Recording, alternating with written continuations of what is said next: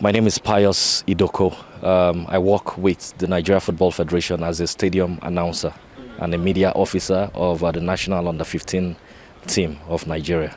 Yeah, we are approaching the game, tomorrow's game between Rwanda and Nigeria. How do you look the game, first of all? Yeah, I mean, it's going to be an interesting encounter. It's actually going to happen twice. Nigeria, Rwanda is in the same group for the World Cup qualifiers, and we've also found ourselves in the same group for the AFCON qualifiers as well. This is going to be the second game.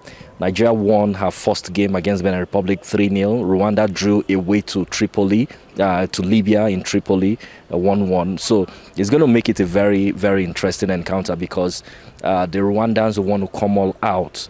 They want to consolidate on the form they had in their World Cup qualifiers. They are tops of the group. And I want to believe that with the fans that will be here, they will serve as maybe the 12th player on the pitch for them. It's going to be tough for the Super Eagles. But however, the Super Eagles are a very, very strong team as well.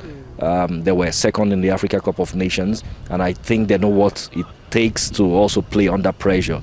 So it's going to be a very, very tricky encounter between these two teams tomorrow. If you look at the performance of Nigeria recently, is good. As you said, run up in AFCON, last AFCON, and now starting well with the AFCON qualifiers. What have you changed in national team actually in Super Eagles? You see big names come. What have you changed so far? Okay, so after our performance at the Nations Cup, where we came second, there was a drop in the performance of the Super Eagles. Yes. Now, the coach that took us to the Nations Cup left. His contract expired, and Jose Pesero. And the Nigeria Football Federation did not renew his contract. So we're on the hunt for a new coach. We brought in Finidi George, who was an assistant to Jose Pesero, but unfortunately the results didn't actually go in the way that Nigerians will expect. But having somebody who already understands this team, Austin Eguavon, this should be his third or his fourth stint handling the national team. So he understands the circle. He understands the terrain very well. Currently, he still serves as the technical director of the Nigeria Football Federation. So it was not so difficult for him to galvanize the players, tell them that this is what I want to see you do on the pitch. Enjoy yourselves and go all out. They are all professionals. So it takes a coach that understands them to give them the kind of instructions that they want, and then they will definitely go on to deliver on the pitch. And that was what happened in the game we played against Benin Republic 2 days ago. The players had the leverage to express themselves. They were not bugged. They were not confined to or restricted to a particular place. Anybody can just go all out and do whatever they want to do. And I think that philosophy is actually working for Nigeria. And I think it's a good one so far.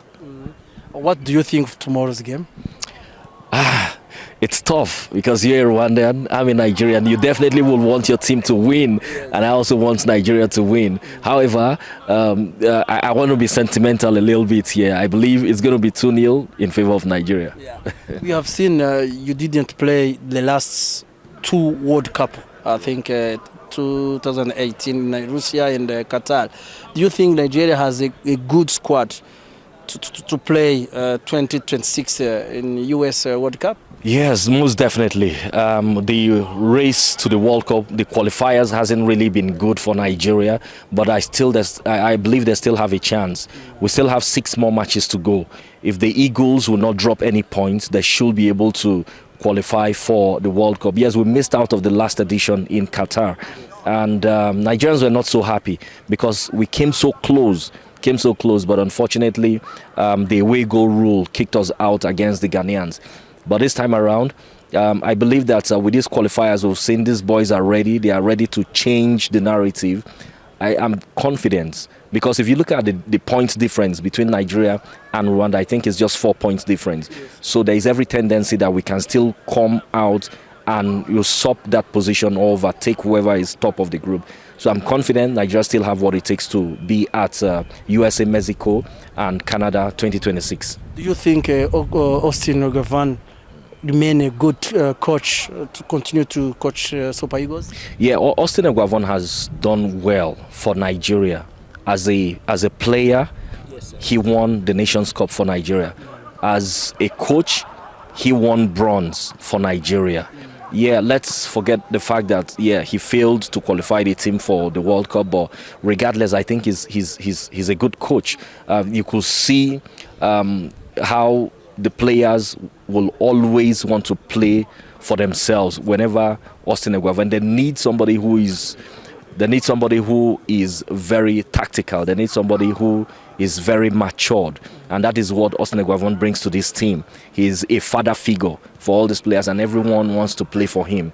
So in all, he has the tactical ability. He has the tactical the tactical know-how as well. And his philosophy is not in any way bad at all, because he is still serving in the capacity of the technical director of the Nigeria Football Federation. And I believe that with what his experience, his wealth of experience is going to bring to the team, he is definitely going to be the best man for the job for Nigeria right now.